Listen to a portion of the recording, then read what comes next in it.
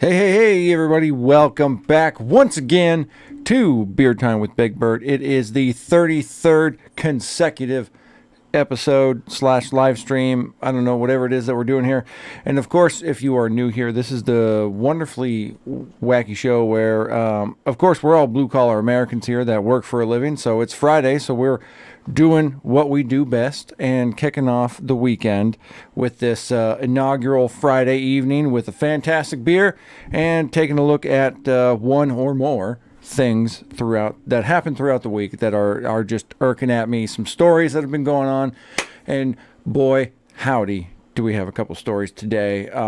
It's been quite a week, I gotta tell you. It's been quite a week. Just as a side, Donovan and I were talking earlier. Mike, if you don't know who Donovan is, make sure to watch the other content here on the Salt the Streets channel. He is my co-host, brother in arms, the Neo of Neoprene, the master of the Salt of the Street himself.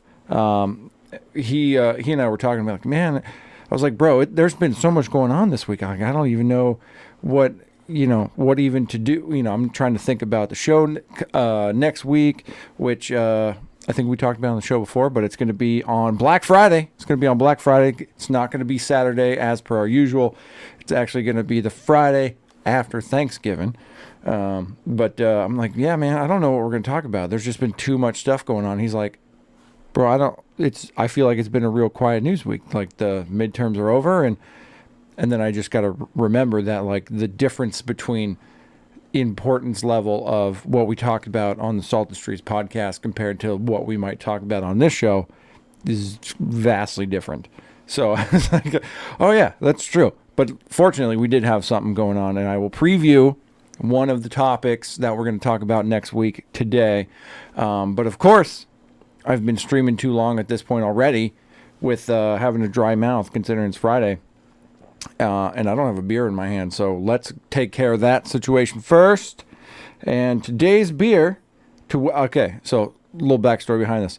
This morning I woke up, and it was 26 degrees out here in the beautiful Pacific Northwest.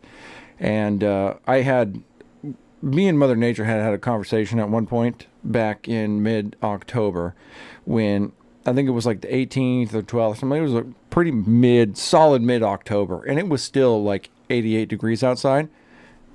And I said, okay, so here we go. We need to make sure that we need to agree, me and you, Mother Nature, that I still get a good solid fall season at this point, because it's mid-October and I should be enjoying fall, and it's fucking 88 degrees outside, and this is not what I had agreed to originally. The Pacific Northwest has multiple seasons, not just like summer and winter. And so, we had a handshake deal, I should add. It's not anything set in stone or, there's no signed contract, but we were going to have a fall season. And unfortunately, that did not happen. So when I woke up this morning, it was fucking 26 degrees outside. And on the way back from work today, I saw this beer, which is the Elysian Bifrost, the winter ale. And I think considering the temperature outside this morning, car's all icy, not real thrilled about that situation. But I feel like at this point I just need to fully embrace the fact that winter's not coming. Winter's here. And so we're going to do our very first winter ale of the season, which is fine, I guess. I do like winter ales, so that's a plus, I guess. It's cold outside, like chilly as F, considering I'm in the Pacific Northwest, but hey, at least there's a good beer to go along with it. My favorite brewery still has Oktoberfest in cans because they canned way too much this year, so I'm still cashing in on that every football Sunday, so I don't hate that. I could still drink my favorite fall time, late summer, fall time beer, Oktoberfest. I could still drink that, so that's a good thing. So here it is. This is the Bifrost. It's a nice winter ale. It's actually kind of light for a standard winter ale. Usually they're a little bit darker than this. But yeah, let's do it up proper. Cheers to the Friday, everybody. Let's do it up right. We've only got one more week roughly till Thanksgiving, so we'll get into that here in a minute. But cheers. That's quite nice, actually. Okay, I'm ready for winter to be here now. That's nice and warm and cozy. So many people think beer should be just enjoyed like in the summertime or in the springtime and stuff like that. You really miss out on a lot of like solid beers if you're just a fair weather beer drinker.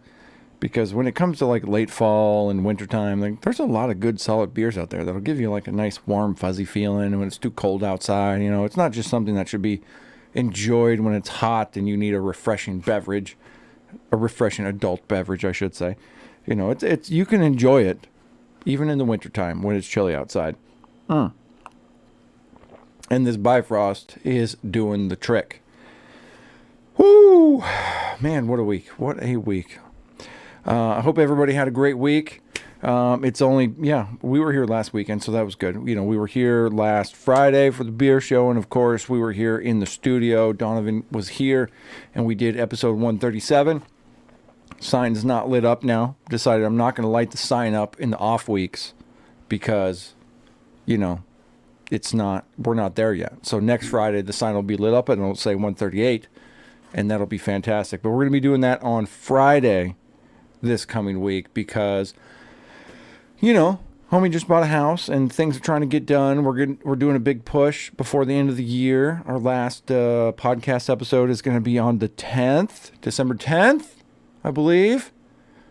Yes, I hope. I don't have my calendar in front of me, so Donovan, don't shoot me if that's not right. But I'm fairly sure it's going to be December 10th. It's going to be the last episode of the year.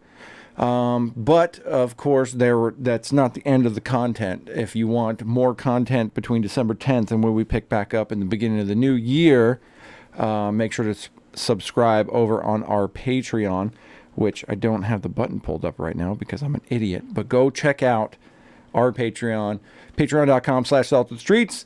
We're going to be posting. We got a bunch of little projects and stuff coming up that obviously, you know, we've talked about on the show. Donovan bought his first house, and he's just working his ass off over there right now. Probably as we speak, he is sweating from the brow, doing a bunch of painstaking homeowner work, which I'm just very glad I don't have to do today, so that's nice. But we're going to be trying to do some things, do some filming, if you will, as we set up our other studio over there over time periods. And the only place that's going to be released is over on our Patreon. So be sure to go over there and subscribe to our Patreon. I'm just going to go ahead and say any tier right now will give you access to just Patreon-only content. And then, of course, once a month, at the end of the month, you get our once-a-month newsletters. I write an article, and my brother-in-arms also puts out an article, and they are quite lengthy. And it's a solid read, and it's definitely worth, I believe, the $5 you need to subscribe to per month to get access to that. And you'll also be helping us make more and better content over there. So be sure to do that so you can get access to us throughout the remainder of the year. But of course, again, if you are not into that, or you're not fully convinced of doing that, make sure to get over. Actually, be right here on the Salted Streets YouTube channel this Friday, noon Pacific Standard Time. Daylight saving time is over now, so I can officially say Pacific Standard Time. Noon skis over here on the West Coast. And we've got another episode 138 coming at you, and it's going to be quite powerful because there has been no shortage of things that have happened, including the one topic I know we've settled on at this point is going to be looking at the Republican Party in the House has officially declared. Now that the Republican Party has actually taken the House, it's only been a couple of weeks since election. So now that we know for sure the Republicans are taking the House, a couple of weeks after elections, I should add. You know, it's been, 10 days? So that seems normal, obviously. We're going to be talking about their plan of what the very first thing they've announced that they're going to be doing, and that's going to be investigating Joe Biden via the Biden crime family and all the fuckery associated with Hunter and so on and so forth and all that good stuff. And, you know, Jim Jordan's involved. He's going to be the head of the Department of Justice. So we're going to be looking into that and talking about that whole deal, probably rehashing a lot of the things that we've discussed over a great period of time on the podcast. But we're going to be condensing that into one solid topic So that's your only spoiler alert for episode 138 as of now. I will have affirmative updates on the rest of the show next Friday on Friday night beer time with Big Bird, whatever this show is called at this point. So be sure to check that out, and we'll see you there, and then we'll see you again on Saturday at noon. But today we're going to be talking about a couple things. There's so many things. It was hard to like pick and choose what to actually talk about today. A lot of this is going to be kind of ranting today because I'm at that point. I'm up here right now. You know, we've had everything from Trump's big announcement, the greatest announcement ever to be held of him coming out and officially running for president in 2024, which is just, that's a thing. So we might touch on that today, but I doubt it, just because I don't want to talk about that guy right now. I really don't want to talk about him. Inevitably, it'll probably come up at some point. But, there's been that. There's been, obviously, what the Republicans are doing in the House. There's this whole big thing going on with Twitter, which we are going to talk about today because hilariously, everybody thought Twitter was going to just implode last night. It was just going to be over. RIP Twitter. Hashtag RIP Twitter. And that's just for all those people who have no idea how Twitter runs or what it actually takes to run Twitter and all this good stuff. We've had hashtag RIP Twitter for... I know we've done this like 3 or 4 times now, ever since Elon bought it. So it's a whole deal, but I'll be highlighting a particularly tasty piece of fake news, which I am just so happy to bring to you today, because it comes from the skeleton of a show that I once loved called Rising over on the Hill, and just a solid piece of fake news from a person who has no idea what they're talking about, and because they have no idea what they're talking about, they're not involved in the internet culture whatsoever, they look like a complete and utter idiot. So we're going to talk about that. We're going to showcase that. Talking a little bit about what's been going on on Twitter, because there's been a lot of things that are going on at Twitter. I thought about talking about that FTX, but I'm not fully there yet. But for those of you who have just heard of this weird like cryptocurrency thing going sideways, and there's this big, Tom Brady's getting sued, and all these people are getting sued because they endorsed this crypto company that's now going out of business and it's bankrupt, and it's run by this crazy young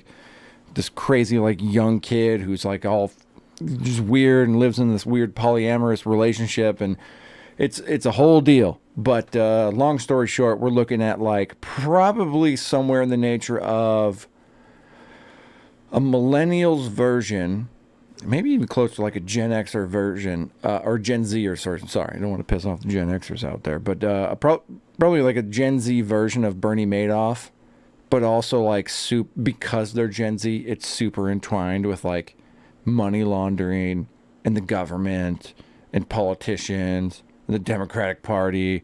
It's just super dark, and what's going to come from that is probably a bunch of insane crypto legislation, which is like the entire reason. It's the antithesis of what like crypto was created for, was to not be regulated and to get away from regulated centralized currency. And so we're not going to get into that today. We'll probably save that for a grab bag in next episode, because as we all know, I run the grab bag these days. And so I'll probably put that in there. And it's an ever-evolving story, so we'll probably end up there at some point in the grab bag, which I got a lot of great video clips and stuff like that for Donovan to look at. And when he's a few beers in at the end of the podcast, once we hit grab bag time, I'm sure he's just going to love that.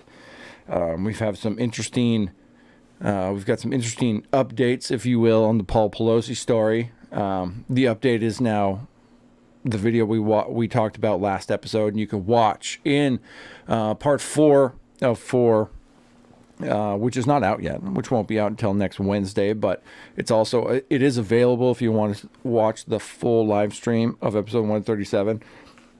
It is in part 4, which is towards the back end of the podcast. We talk about this news story that was released around the Paul Pelosi story, and then the video got taken down, and now the reporter, who is very well paid and very famous in this area, has been on leave ever since. But then there's stories coming out that, according to sources, that have seen the police video, they now back up this news story that was pulled by ABC. So we'll probably save that whole update fully until the grab bag in episode 138. So just hold on to that and run with it.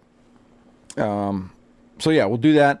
And the other story we're going to talk about today involves the, if we all remember, we almost went to World War III earlier this week, which was just a whole deal because a missile fell on Poland.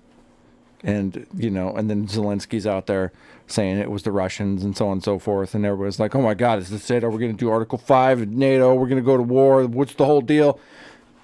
But we'll break all that down later today. So, but first, let's start out with a little lighthearted action from the Fallen show, The Rising, which is from The Hill, formerly hosted by another group of guys that we talk about quite frequently on the show.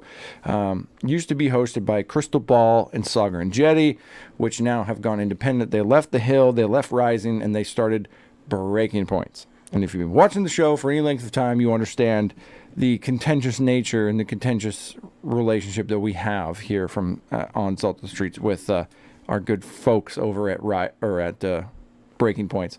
But anyways, this was their former show. So we're going to go ahead and get into this. We're going to start cold, and we're just going to start with the story, and then we're going to go ahead and now I will tell you the truth because she's about to lie to you. So here we go. I mean, what do you think this is about? Is it because he has created such a poor working environment and has ruined the relationship between him and... Pause button. Little context. I forgot she doesn't preface this fully. What we're talking about here is a large amount of firings came out of Twitter yesterday, and before that there was like 25%, I believe, of the Twitter workforce that was laid off by Elon Musk after he bought it, and there was reports coming out that he was going to be laying off another 50% of the company. At this point today, there is something of the nature of 90% of the workforce at Twitter has been laid off right now. All the big hubbub about Twitter shutting down yesterday and RIP Twitter and all this stuff came from the fact that he basically just did another massive round of absolute, just hardcore layoffs yesterday. He just shut it all down. So based off of that, this is where we're taking off. And his employees so much that he's not able to do the job. Because I saw him, he was tweeting out pictures of him standing with two employees who had fired prematurely and then rehired with his arms around them, kind of like, hey, I know I shouldn't admit to my mistakes. It seems like he's in a desperate situation where he's realized he actually needs somebody, and the single genius myth is just that, a myth, and he actually needs these employees to work for him. And the employees didn't look so happy in that photograph, I gotta say. Okay, so the two employees he's talking about, the photo she is referencing with these two employees, one of which does not look that enthused to be back at Twitter, is Raul Ligma and Daniel Johnson. Ligma and Johnson, who, if we all remember, were a part of a absolutely hilarious troll fake news story in which the mainstream media reported on these two young gentlemen standing outside of Twitter HQ right after Elon bought it with boxes saying that they were fired employees, when it turns out they were just two amazing and hilarious internet trolls. And this photo describes Ligma and Johnson being invited back to Twitter by Elon Musk just to come hang out and take a hilarious video. And I don't know, they might have, who knows, it's San Francisco, they might have some hashtag learn to code knowledge and stuff like that. He might have been interested in what they had to say or whatever, but they did not used to work at Twitter. Okay, so this is another example of and this is sad because this is not a hashtag mainstream media news source. This is more of like a alt media news source. The Hill itself is rather mainstream in corporate press, but Rising has always kind of been like this weird, kind of different independent media type show that was put on. And, like I said, Crystal and Sagar used to be on that show, and they did a very good job of essentially giving the Hill the prominence that it had at the time. But obviously our wonderful friend over at the Hill just does not get it. and obviously does not have any understanding of internet or the internet culture or what it is that she's reporting on at this point. So yeah, but yeah, to close out this tight little small little Twitter update, I will have more next week because I know the story's gonna build over the next week. It's still at its kind of infant stages, if you will. But yeah, we're down 90% roughly at Twitter HQ. Elon Musk is still trying to, essentially what he did was perform a hostile takeover of a woke institution. And he is in the process now of realizing what that actually entails. So everybody online right now that's giving Elon Musk a hard time and being like, hey, bring back Alex Jones, bring back Donald Trump, bring out all these people that used to be on the platform, that got deplatformed, all this stuff. Just give this dude, give him a little time. He needs time. He needs time to cook. You know what I mean? He needs to make sure that there's nobody at Twitter that's going to absolutely sabotage the platform in the meantime. And, it's a big company. It's a very, very bloated company, obviously. We've all seen, have we all seen, I don't know if we actually showed the video on the podcast of the Twitter employees. They did TikToks of like them showing up to work and then getting some coffee at the coffee bar and then going to the yoga room and doing yoga and like sitting at their computer for a couple hours doing whatever it is that Twitter employees do, and then going to a meeting and then getting some, like $100 meal at the cafeteria, and then like having, playing some ping pong with their friends and unwinding, and then going to the wine bar, which they have wine on tap, and doing the whole thing, and, hashtag working at Twitter is a hard job. Those people need to go, obviously, because Twitter doesn't need all those people to run as a platform. It's essentially a glorified, protocol that is about instant messaging people, and that's about it. You don't need 7,500 employees to run Twitter. So for whatever reason, they got to that point, and Elon Musk is going, this place is not profitable. I'm losing money hand over fist. We got to start slashing salaries, slashing employees. Let's get the job done, and we'll make Twitter a fun place again. So if you want to see Donald Trump back on the platform, whether he'll come back, or not is still up to debate. But if you want to see more of our favorite voices that were deplatformed, just give Elon time. Have some faith in the SpaceX man himself. He will come through. I guarantee it. He placated the woke mob as long as he needed to, and we will have some justice on the back end for free speech, or either that or Twitter's going to go completely under and it's just going to disappear. In which case, the world will probably be a better place. And I'll just be, a little sad that I don't have Twitter anymore. But hey, it's a win-win. Even if you lose, you still win. So moving on from there. This was the week we almost went to World War III. It was, I guess, probably the closest we've been to all-out war with another nuclear power, probably since the Cuban Missile Crisis. And this was because at a certain point last week, what's up, kitty cat? How you doing? You're just chilling. Please don't mess with my microphone. Just come here, sweetheart. Come here, Tifa. The demon cat has arrived. But earlier this week, we got reports that and actually, I'm just going to go ahead and say it. We had reports from the corporate press, from the mainstream media, that Russian missiles had fallen on Poland. And within a couple hours, those reports were edited and redacted to say that missiles had fallen on Poland. And as it turns out, a missile had fallen on Poland in a town somewhere near-ish the border with Ukraine, in which 2 people were killed. And that was a whole big deal. And so that, obviously, with the mainstream media immediately reporting that it was Russian missiles, obviously all the pro-war factions in our corporate press were like, what, Article 5, Article 5, Article 5, NATO Article 5, are we going to go to war? What are we doing? Luckily, cooler heads prevailed. But this is an example of the video that we were privy to at the time. This comes courtesy of Ukrainian President Volodymyr Zelensky. Сьогодні сталося те, про що ми давно попереджали. Moreover, today, if you're just listening, moreover, today happened what we warned about a long time ago. We talked about it. Terror is not limited to our national borders. It's already, oh, damn it, Zelensky, you're too fast. It's already spread to the territory of Moldova. And today, Russian missiles hit Poland, the territory of our friendly country. People died. По території нашої дружньої країни загинули люди.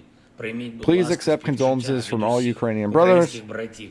Скільки разів Україна говорила How many про times те, has що Ukraine нашою said that the terroristic state will not be limited to our country? країною держава-терорист не обмежиться бити ракетами по території Hitting missiles НАТО. on NATO territory. This is Russian missile attack on collective Це російський security. ракетний удар по колективній безпеці. This is a Це very дуже significant суттєва escalation. We must ескалація. act. Треба What's діяти. this we business, Я bro? хочу зараз сказати усім нашим And I want to say now that our Polish brothers and sisters, Ukraine will always support you. польським братам і сестрам. Україна завжди вас підтримає. Terror will not Вільних break людей free терор people. не Victory is зламає. possible when there Перемога is no можлива, fear. коли немає страху. You and I У don't нас з have it. вами немає. Boom. Okay. So that was the initial report from coming out of Ukraine. And automatically there was a lot of skepticism online about this because a lot of things did not make sense because the reported town at which it took place was not necessarily as near to the border as one might think. I mean, it was a good clip in. And this also happened the same exact time as one of the largest, if not the largest, missile attack on Ukrainian infrastructure throughout their nation since the conflict started. So Russia recently has pulled all of its soldiers out of the Kherson, the city of Kherson. Kat, you are just demoned today. She just crawled up underneath my computer monitor, and she loves to just get herself stuck underneath there. And I'm sorry, kid, you're just going to be there for the rest of the deal because I'm not trying to deal with this right now.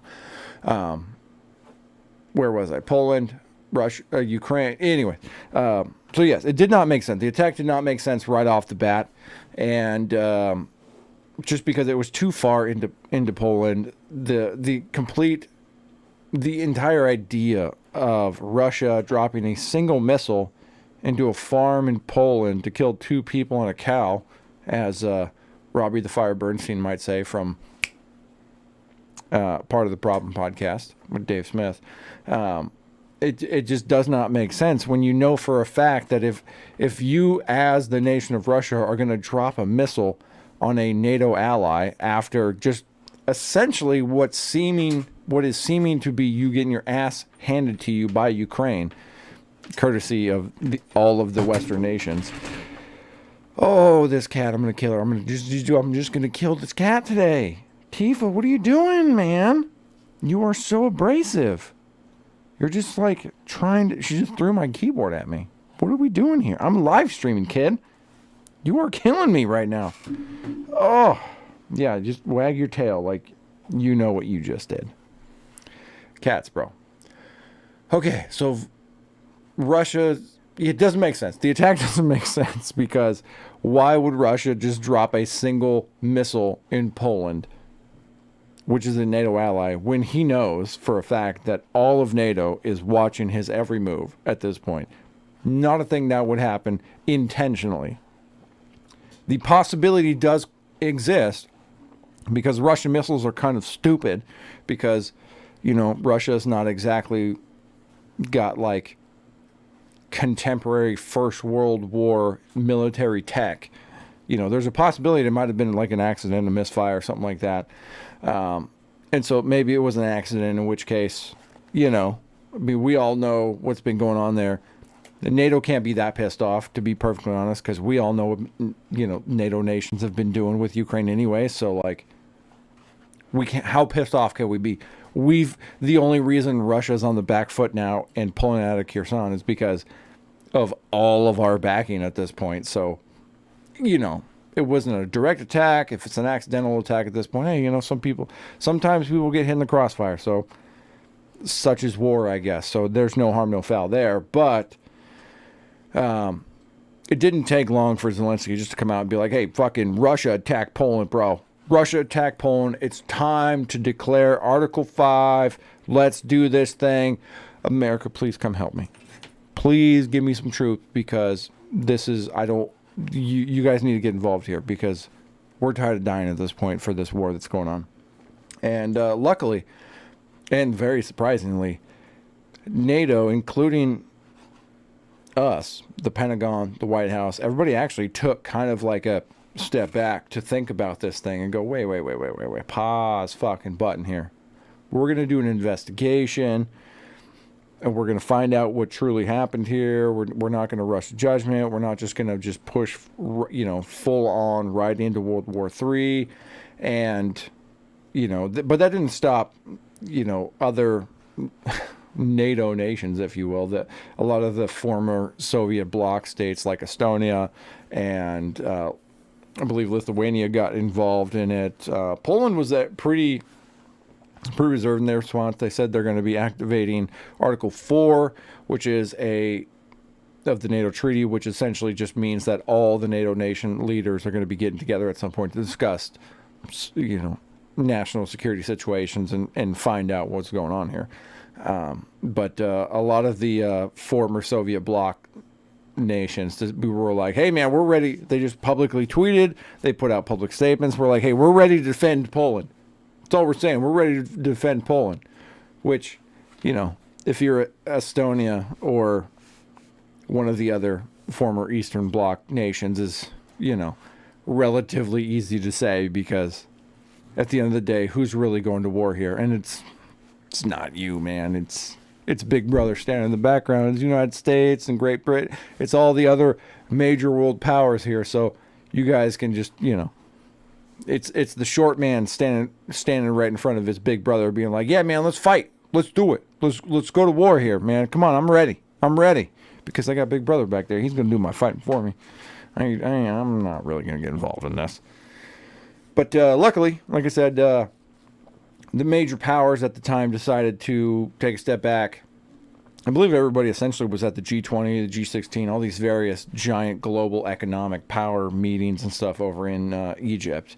And so they got together, they made some phone calls, and decided not to rush to World War III, which was just a really refreshing thing to see, especially coming from the Biden administration. I was super into this. And since then, a couple days later, there's been reports coming out of both Poland, other NATO countries, and including Volodymyr Zelensky himself, have all kind of backstepped a little bit and said, it appears as if the missile that fell on Poland that killed 2 Poles probably was a Ukrainian air defense missile that kind of either was a misfire, there's some kind of accident, and it probably had something to do with Russia launching missiles during this massive barrage, and one of these anti-missile missiles kind of went off course, got all screwed up, was a misfire, whatever happened, and ended up in Poland to accidentally kill 2 Poles. So, there's a lot of hilarious discussion facetiously about possibly declaring Article 5 on Ukraine, because Ukraine's not a NATO member, but they did directly attack a NATO member, so that was a fun thing for about a minute. But yeah, apparently we've averted World War III for now, which is, that's a good sign, I think, going forward. I think that's a good sign going forward, considering where we're at and what we've been through at this point, and the amount of chips we have in the pot at this point. It's probably a good sign for other possible incidents going forward. There's been conspiracies. I don't want to say that, because I hate it when everybody just says conspiracy. But there's been other theorizing, other opinions, if you will, that this might have possibly been some form of a false flag attack from Ukraine, because Ukraine is not exactly a steadfast, 100% trustworthy ally, if you will. That this might have been a false flag to get us into assist them more directly in the war. Take that for what you want. I'm not exactly a prescriber to this particular opinion. I think there's more I don't think even Volodymyr Zelensky is at that level. Even though this leaked video we're about to show you might make you second guess the seriousness of this man. But we're going to go ahead and play this video because I found it, and it's absolutely it's just something I think everybody needs to think about when they talk about how many tens of billions of dollars have been funneled in Ukraine. And what I believe you're about to witness is the filming of a piece of propaganda for Ukrainian soldiers on the front line, if you will, or something like that. But you're about to see a music video filming starring none other than the president of Ukraine, the illustrious and powerful Volodymyr Zelensky. I believe this is some form of anti-missile launcher. The drones flying around and these with the shots. And obviously this was somebody that recorded this recording session while it was happening. So obviously this is something that's happening with a portion of our billions and billions of dollars going on in the world right now. Oh my gosh, my chat freeze, and now all of a sudden I do have 5 billion messages to catch up on. Deborah, Kevin, I see y'all in the chat. And we got a nice little bot in the chat. X-Girls, what's up, girl? Private photos on the side. Yeah, everybody make sure to follow that link. So there you go. That's the whole thing that's going on right now, man. Oh my gosh, how did fucking YouTube, bro? Hey Deborah, what's up? Thank you guys for joining me. I'm sorry that I literally thought I was streaming all by myself now for this entire time, but because YouTube is kind of it's YouTube. What are you gonna do? Oh wow, did I miss it? Oh, this is great. Win prematurely. Babylon B and Jordan Peterson were reinstated today. No way! No fucking way! We got Babylon B back on Twitter. I am so excited. I have an Instagram. Oh wait, you guys don't have that up yet. I'm gonna check my messages real quick. Hey, there's Deb. Did you see the chat on the beer show? I did not see. Now I do see because YouTube's been fucking me. Deborah, thank you for the fucking what's up chat. Of course, we're not using WhatsApp because that's terrible. But the Twitter chat. Let's see. The Azov Battalion did it probably. Oh man, I would not be surprised, Deborah. I'm not gonna be surprised. Kevin, what's up, dude? Agreed, Kevin. Where's Kevin at? I got a mosquito flying by my face. What is going on here? I don't have gnats in my fucking house. I got a clean house. What's going on here in the studio? Did you see the World Government Summit? Amen, Kevin. I did. During the G20, which is now the G19, although we're not changing the name officially yet because Russia's not allowed back into the G20 because of their war in Ukraine. But during the summit of all the world leaders, of course, the glorious Klaus Schwab had to make an appearance, and the World Economic Forum had to make their forte and come into full view there. But we are going to be hitting that in the grab bag next week. I'm keeping that one. I'm holding on to that one. See, I don't think you see in the chat, and I definitely did not. After the World Government Summit, they openly admitted they're doing New World Order. Yeah, multiple videos, man. It's a whole deal. You can't bring Klaus Schwab to a party and not expect him to say New World Order. So that's a whole deal. But anyways, guys, I'm sorry I missed the chat. YouTube kind of fucked me on this one. That's not great. So thank you guys so much for coming by. Thank you so much for coming by and hanging out. I wish YouTube didn't screw me like this and I would have seen the chat. I even had the live chat up too. That's such a bummer, bro. Anyways, now that I'm super disappointed that I didn't see all that. But is it real news? Oh, it's definitely real news. Hashtag, it's not fake news. You know what is fake news is Rising. Rising is fake news these days, Deborah. That's a whole deal. Oh, but yeah, it's a whole thing. I'm waiting for my newly dubbed flight attendant wife to come back into town, and so we're kind of just like playing the field until she gets here, and it looks like she's still waiting for a ferry boat. So we're gonna let this ride for just a few more minutes and see what happens. I really wanted to just make sure that I hit once again on all those people that are running out there flying the lovely blue and yellow Ukrainian flags on their houses at night and making sure that all of their hard-earned taxpayer dollars are going to funding the making of a propaganda music video starring the illustrious President Zelensky with a piece of Western military hardware bought and paid for, again, by your taxpayer money. And so that's where we're at.